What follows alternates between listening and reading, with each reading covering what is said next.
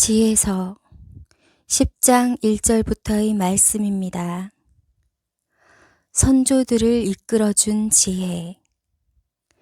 세상에서 처음으로 빚어진 조상, 홀로 창조된 그를 지혜가 보호하고 그가 지은 죄에서 구해주었으며 그에게 만물을 통치할 힘을 주었다. 그러나 불의한 자가 분노하며 지혜에게 등을 돌리더니 광분하여 제 동기를 살해한 탓에 죽어 없어지고 말았다. 그 사람 때문에 세상이 홍수에 잠기자 지혜는 한 의인을 변변찮은 나무 조각에 실어서 이끈 끝에 세상을 다시 구하였다.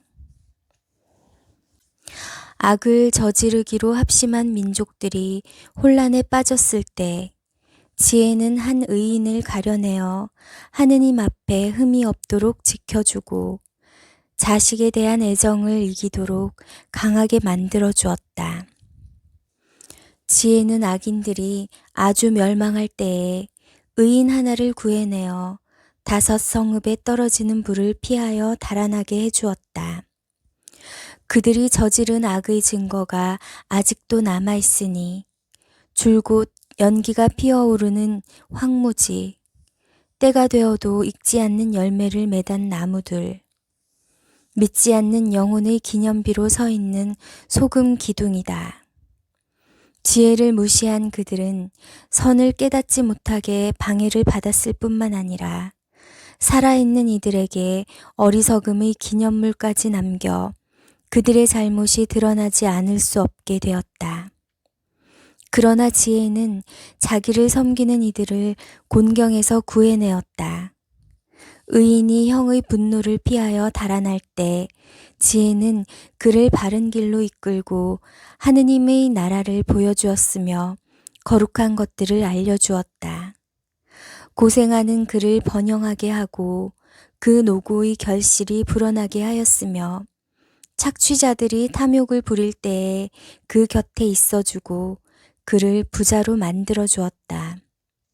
또 그를 원수들에게서 지키고 매복한 적들에게서 보호하였으며 격렬한 싸움이 벌어졌을 때에 그에게 승리를 주어 깊은 신심이 그 무엇보다도 강함을 깨닫게 해주었다. 의인이 팔려갈 때에 지혜는 그를 버리지 않고 죄악에서 구해내었으며 또 그와 함께 구덩이로 내려가고 사슬에 묶였을 때에 그를 저버리지 않았다. 마침내는 그에게 나라의 왕홀과 그를 지배하던 자들을 다스리는 권위를 주었다. 그리고 그를 고발한 자들의 거짓을 밝히고 그에게 영원한 영광을 주었다. 이스라엘을 이집트에서 구해낸 지혜. 거룩한 백성, 흠 없는 종족을 지혜는 압박자들의 나라에서 구해내었다. 지혜는 주님을 섬기는 종의 영혼 안으로 들어가 기적과 표징들을 일으키며 무서운 임금들과 맞섰다. 거룩한 이들에게 그 노고에 맞는 상급을 주고 그들을 놀라운 길로 이끌었다. 낮에는 그들에게 그늘이 되어주고 밤에는 별빛이 되어 주었다. 또 그들을 홍해 너머로 데려가고 깊은 물을 가로질러 인도하였다. 그들의 원수들을 물로 뒤덮었다가 깊은 바다 밑바닥에서 위로 내던져 버렸다. 그리하여 의인들이 악인들에게서 전리품을 거두고 나서 주님, 당신의 거룩한 이름을 찬송하고 자기들을 지켜주신 당신의 손을 한마음으로 찬양하였습니다. 지혜가 말 못하는 이들의 입을 열어주고 아기들의 혀가 똑똑히 말하게 해준 것입니다. 지혜는 거룩한 예언자를 통하여 그들이 하는 일을 성공으로 이끌었습니다. 그들은 사람이 살지 않는 광야를 건너 인적 없는 곳에 천막을 쳤습니다. 그들은 적들과 맞서고 원수들을 물리쳤습니다. 목마른 그들이 당신께 간청하자 깎아지른 듯한 바위에서 물이 단단한 돌에서 목마름을 풀어주는 것이 나왔습니다. 나일강의 물과 바위에서 나온 물.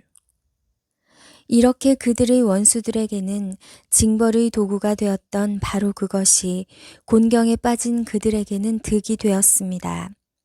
샘물처럼 끊임없이 흐르던 강물이 피와 뒤엉켜 더럽혀지니 아기들을 죽이라는 명령에 대한 벌이었습니다. 그러나 그들에게는 뜻밖에도 물을 넉넉히 주셨습니다. 그때 그들은 목마름을 겪고 당신께서 적대자들을 어떻게 징벌하셨는지 알게 되었습니다. 자비의 징계이기는 하지만 그들은 그 시련을 받으면서 진노의 심판을 받는 악인들이 얼마나 큰 고통을 겪었는지 깨달았습니다. 당신께서는 자식들을 훈계하는 아버지처럼 그들을 시험하셨지만 저들은 사람을 단죄하는 엄격한 임금처럼 철저히 조사하셨습니다.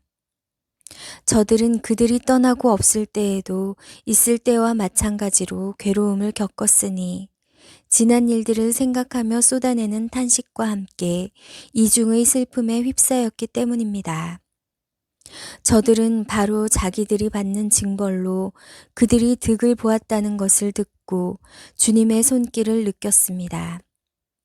또 오래전에 내버려진 그를 조롱하며 물리쳤지만 일이 일어난 다음에는 그에게 경탄하지 않을 수 없었습니다. 저들은 의인들과 다른 방식으로 목마름을 느꼈던 것입니다. 이집트인들에게 내린 하느님의 신중한 징벌. 바른 길에서 지각 없는 길짐승들과 볼품없는 벌레들을 숭배하게 한 저들의 미련하고 불의한 생각에 대하여 당신께서는 벌을 내리시려고 지각 없는 생물들을 떼지어 보내셨습니다. 사람이 죄를 지은 바로 그것들로 징벌도 받는다는 사실을 깨닫게 하시려는 것이었습니다. 당신의 전능하신 손, 무형의 물질로 세상을 창조하신 그 손이 곰의 물이나 사나운 사자들을 보내는 것은 어려운 일이 아니었습니다. 새로 창조되어 알려지지 않은 포악한 야수들도, 입김 대신에 불을 뿜어대는 야수들도, 악취 가득한 연기를 내뿜는 야수들도, 눈에서 무서운 불꽃을 내쏘는 야수들도 보내실 수 있었습니다. 이것들이 끼치는 해악이 저들을 몰살시킬 수 있었을 뿐만 아니라 경악을 일으키는 그 모습만으로도 저들을 전멸시킬 수 있었습니다. 이것들이 아니더라도 저들은 정의에 쫓기고 당신 권능의 입김에 흩어져 한 번의 입김만으로도 고꾸라질 수가 있었습니다. 그러나 당신께서는 모든 것을 재고 헤아리고 달아서 처리하셨습니다. 하느님의 전능과 사랑. 당신께서는 언제든지 막강한 힘을 발휘하실 수 있습니다. 누가 당신 팔의 힘을 당해낼 수 있겠습니까? 온 세상도 당신 앞에서는 천칭의 조그마한 추 같고 이른 아침 땅에 떨어지는 이슬방울 같습니다.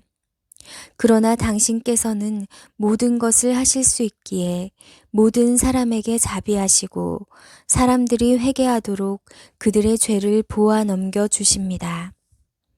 당신께서는 존재하는 모든 것을 사랑하시며 당신께서 만드신 것을 하나도 혐오하지 않으십니다. 당신께서 지어내신 것을 싫어하실 리가 없기 때문입니다. 당신께서 원하지 않으셨다면 무엇이 존속할 수 있었으며 당신께서 부르지 않으셨다면 무엇이 그대로 유지될 수 있었겠습니까? 생명을 사랑하시는 주님, 모든 것이 당신의 것이기에 당신께서는 모두 소중히 여기십니다. 당신 불멸의 영이 만물 안에 들어있기 때문입니다. 그러므로 주님, 당신께서는 탈선하는 자들을 조금씩 꾸짖으시고 그들이 무엇으로 죄를 지었는지 상기시키며 훈계하시어 그들이 악에서 벗어나 당신을 믿게 하십니다. 가나안인들에게 내린 하느님의 신중한 징벌.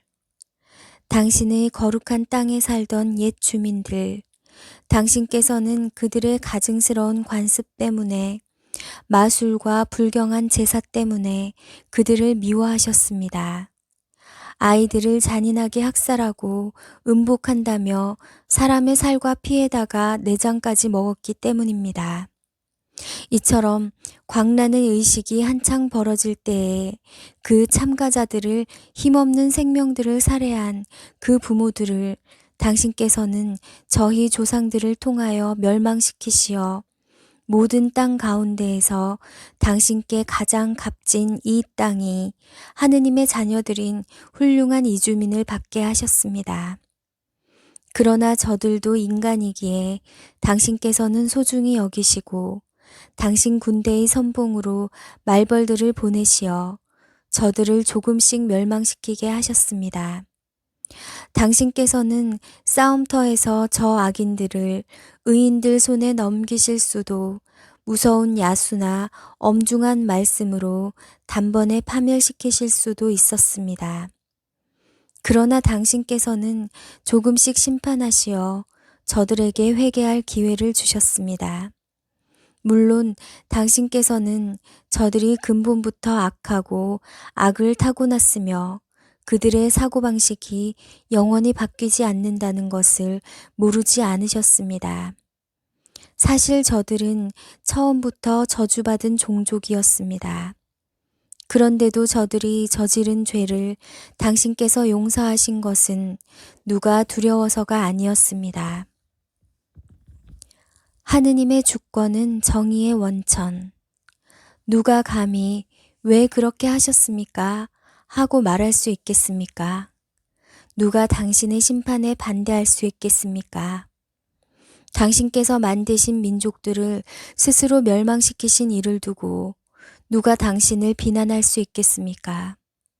누가 불의한 인간들의 변호인으로 당신과 맞설 수 있겠습니까?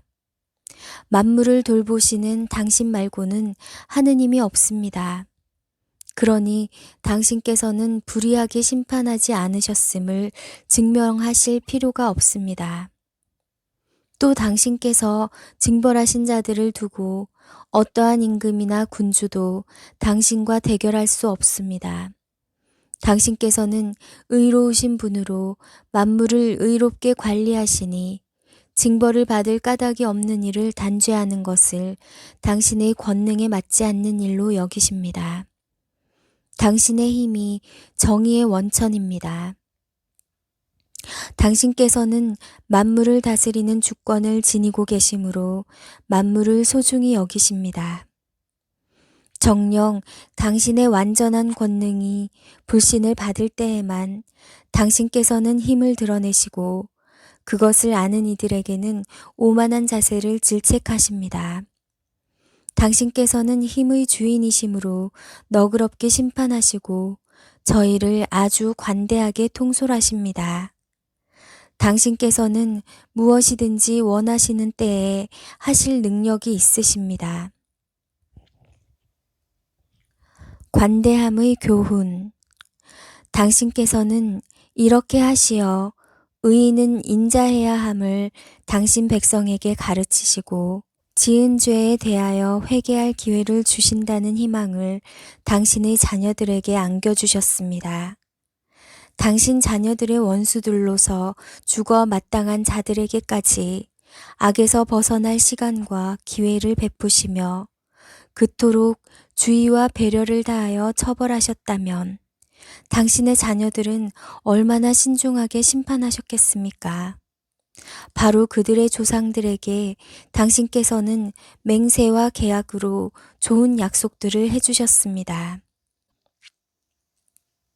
저희는 그냥 벌하시지만 저희의 원수들은 만번을 더 채찍질 하시니 저희가 남을 심판할 때에는 당신의 선하심을 잘 생각하고 심판을 받을 때에는 자비를 기대하라는 것입니다.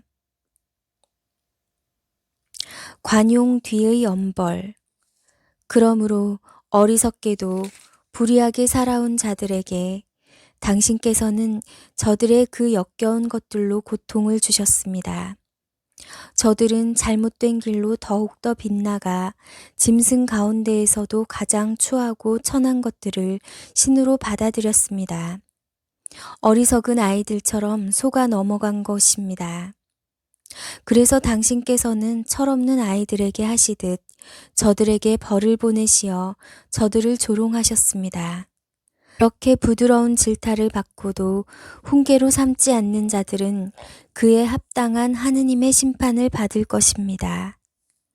고통을 당하고 자기들이 신으로 여겼던 바로 그것들로 징벌을 받자 그것들에게 화가 난 저들은 사실을 보고서야 자기들이 전에 알아 모시기를 거부하던 그분께서 참 하느님이심을 깨닫게 되었습니다.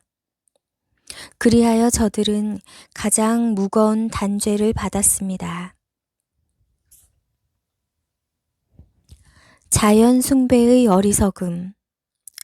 하느님에 대한 무지가 그 안에 들어찬 사람들은 본디 모두 아둔하여 눈에 보이는 좋은 것들을 보면서도 존재하시는 분을 보지 못하고 작품의 주의를 기울이면서도 그것을 만든 장인을 알아보지 못하였다.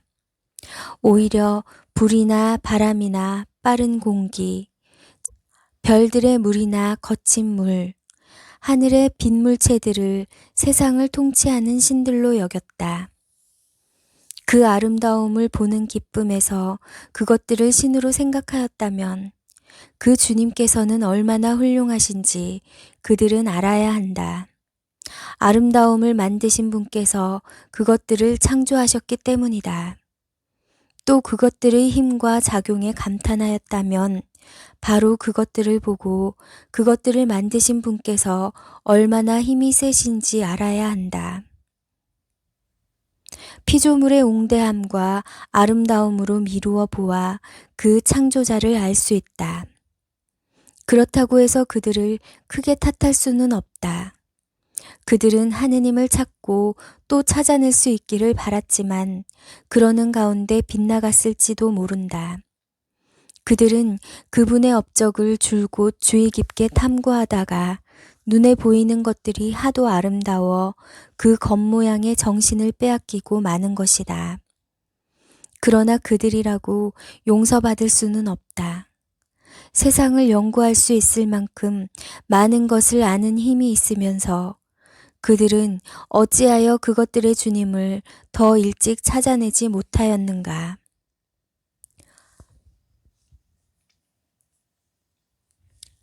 우상 숭배의 어리석음. 생명 없는 것들에 희망을 거는 자들도 불쌍하다. 그들은 사람 손으로 만들어진 것들, 솜씨 좋게 다듬어진 금과 은, 동물들의 상, 또 옛적에 어떤 손이 다듬어 놓았다는 쓸모없는 돌을 신이라고 부른다. 목수를 보라. 그는 일하기 쉬운 나무를 톱으로 켜서 능숙하게 껍질을 다 벗겨내고 능란하게 솜씨를 부려 살림에 쓸모있는 기물을 만들어낸다. 일하다가 남은 나무 조각들은 음식을 만드는 데에 쓴다. 그리고 배불리 먹는다. 그러고도 쓸데없는 조각이 남는데 목수는 구부러지고 마디가 많은 그 나무 토막을 가져다가 한가한 때에 정성을 들여 깎는다. 여가의 일거리로 그것을 손질하여 사람 모양으로 만들거나 볼품없는 짐승과 비슷한 것으로 만들어 황토색을 입히고 그 위에다 다시 붉은색을 칠하여 거기에 있는 흠을 말끔히 없앤다. 그 다음 그것에 맞는 집을 만들어 벽 속에 넣고 쇠로 고정시킨다. 목수는 그것이 떨어지지 않게 마음을 쓴다. 그 물건이 자신을 돌보지 못하기 때문이다. 그것은 정녕 목상에 불과한 것으로 남이 도와주어야 한다.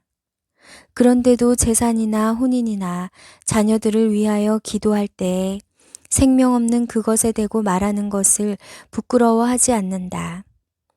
그렇게 무력한 것에 대고 건강을 위하여 간청하고 죽은 것에 대고 생명을 위하여 청원한다.